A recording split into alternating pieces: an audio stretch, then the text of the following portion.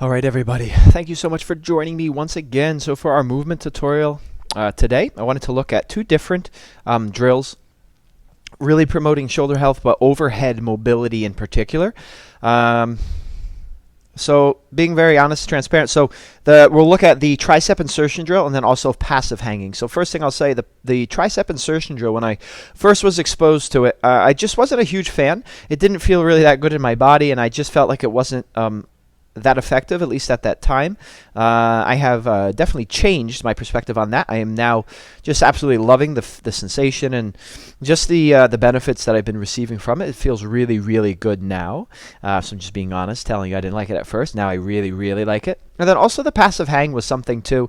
I just kind of always just thought like, more bang for your buck to work more towards the active hang, and especially like with the handstand work that I was doing, it made more sense for me to do to do more active hang work. So I wasn't doing a lot of passive hang work, but again, I must say the passive hang is feeling really, really amazing in the body lately. So maybe I didn't give it enough of a chance, but those are the two things that we're going to look at today: is the passive hang and the tricep insertion drill. Again, a lot of overhead mobility. So what are we even talking about when we talk about overhead mobility? Well, it's the ability to bring our arms over top of our head, like so, without flaring the rib cage, right? So typically, this is what we'll see. I'll say, say to anybody, bring your arms over your head, raise the arms up, and then what you'll notice is sometimes the butt will start to stick out, the rib cage will flare big time, and then the individual will say, yeah, I can get my arms directly over top of my head, no problem. However, the arms, okay, the fingers might be over top of my ears here, but if I take the arch out of my back and the flare out of my rib cage and I tuck my pelvis, well, my hands really are not over my head technically, right? So this is what I would call false overhead mobility, and unfortunately this is way too many times done at the gym with these overhead presses, shoulder press, military press, with a huge arch and a huge flaring out of the rib cage.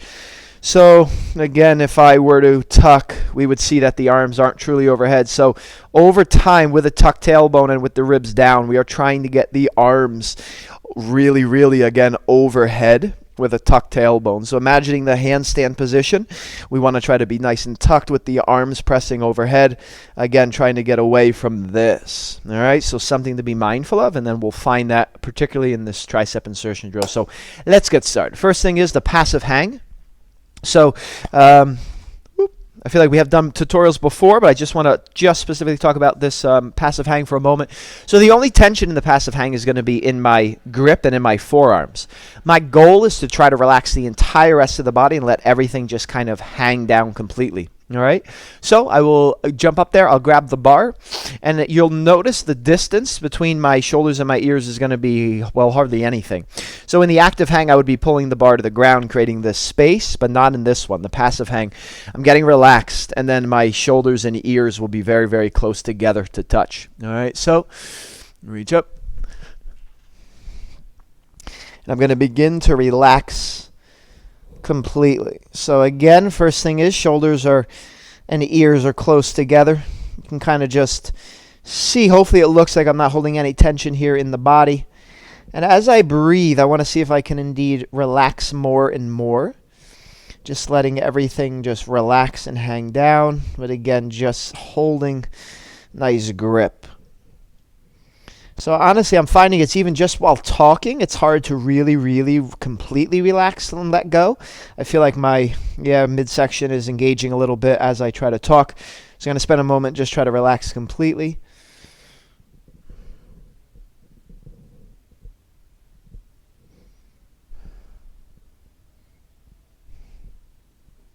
There it is. So yeah. So definitely feeling some decompression as well in the lower back. Now, you might feel a little bit of an uncomfortable sensation in the lower back. You have some options. If that's the case, you can try an ever so slight tuck of the tailbone.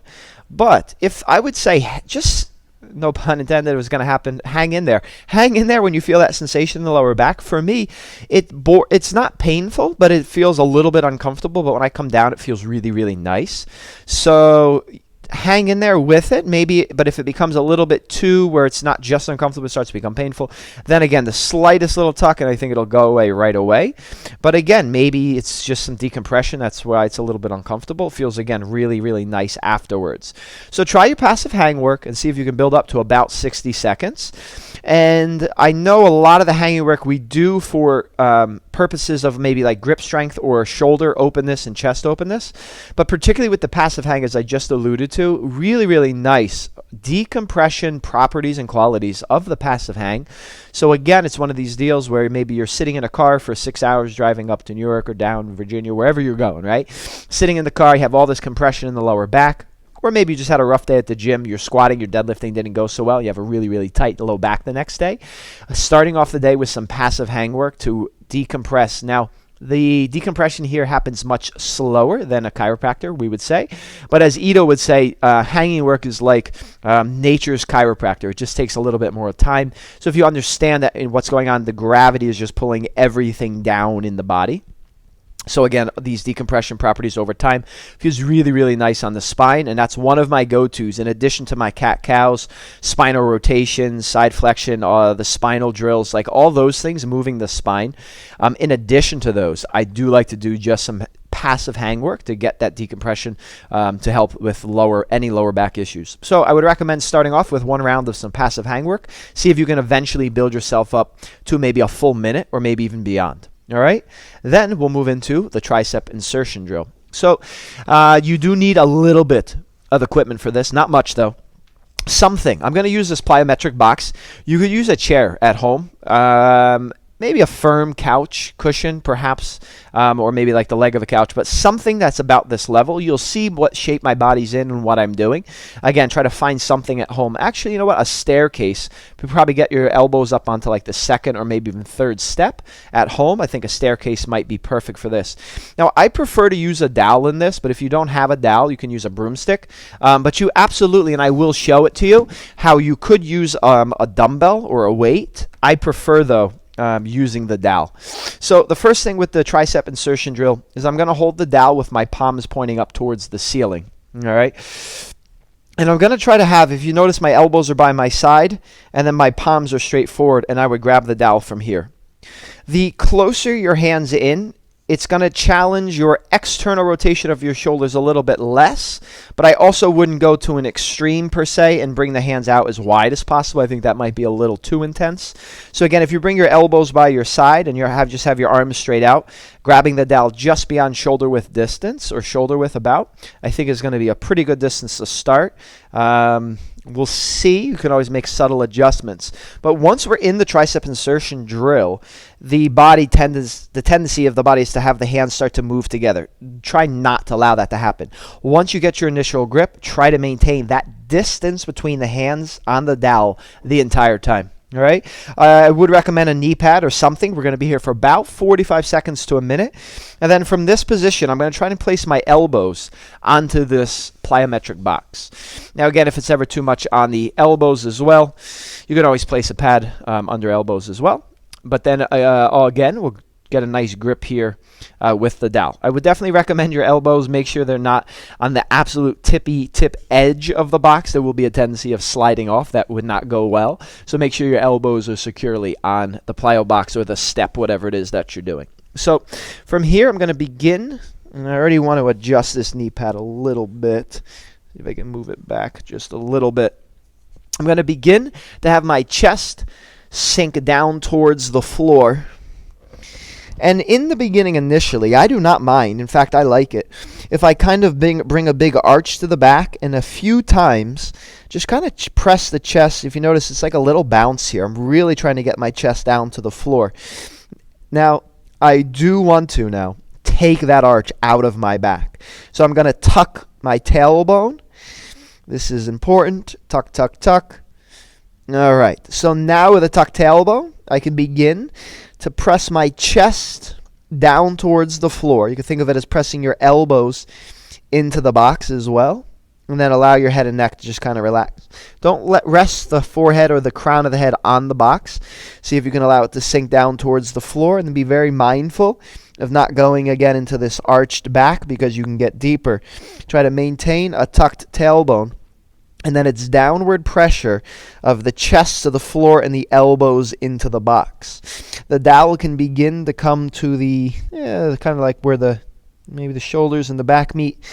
And then again, just try to press the chest down. We may be feeling a nice active stretch underneath of armpits. Maybe even feeling, though, inside the shoulder joint too, that external rotation. And again, this is something you'd want to hold for about 45 seconds to a minute. I like to put my phone right underneath my face here on the floor. You can take a quick look at the clock to time yourself, and when you're ready to come out, I would recommend coming out very slowly and carefully. So at this time, maybe you'd like to rest your head gently on the box. See if you can maybe extend the arms out, and then again, I would recommend coming out slowly. Now for some, if you're pretty open in the shoulders, maybe you don't need to worry about coming out so slowly.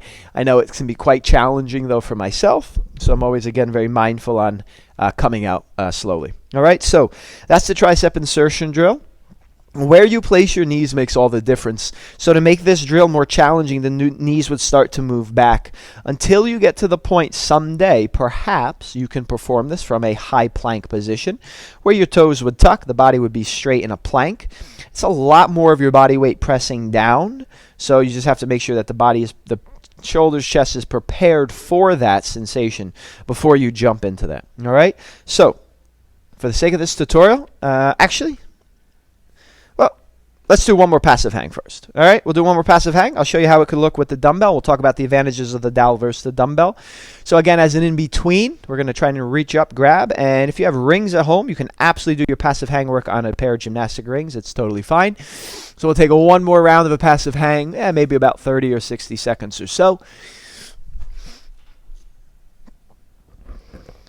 And enjoy this nice little stretch here. So again, if you're following along at home, I'm going to recommend we're going to do one round of the passive, one round we just did of the tricep insertion. We'll do one more of this passive, one more of the tricep insertion. I would recommend 3 to 5 sets at home. And if you want to work in a little lower body or hip opening, maybe that's nice as well. Spend a few breaths here just trying to stop talking and relax.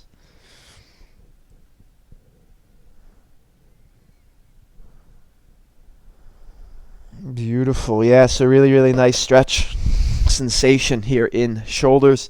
And again, you can see how over time the length that it would add to indeed this idea of, again, getting arms overhead. So we'll now show you how the tricep insertion drill would look using a dumbbell.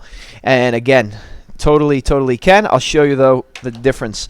So with the dumbbell not being nearly as long as the dowel was, I can definitely hold like so. But notice my hands are a little bit in closer, whereas on the dowel I was able to bring my arms out a little bit. Again, it's going to test the external rotation of the shoulders when they're in that position with elbows on the bench. But it can be done like so, holding this dumbbell rather on the sides. We can once again bring our elbows down. And then the palm position is a little bit different. Again, it's a little bit more forgiving on your shoulders. And then we can work the dumbbell to the back of the neck here. Just allow it to come down. And then again, you can spend some time setting it up. So if it doesn't feel really good initially, you can kind of press the chest down, arch the back a little bit. But when we're holding for time, we definitely do want to get that arch out of the lower back. So I'm going to tuck the tailbone and just spend some time here breathing, pressing the chest down towards the floor and pressing the elbows into the box. Again, quite intense. And then over time, the knees can move back a little bit, and perhaps. But I would definitely take your time getting into this. But as long as the tailbone stays tucked, as long as you can maintain a high plank, we can again slowly progress. And again, tailbone must be tucked. Whoop. All right.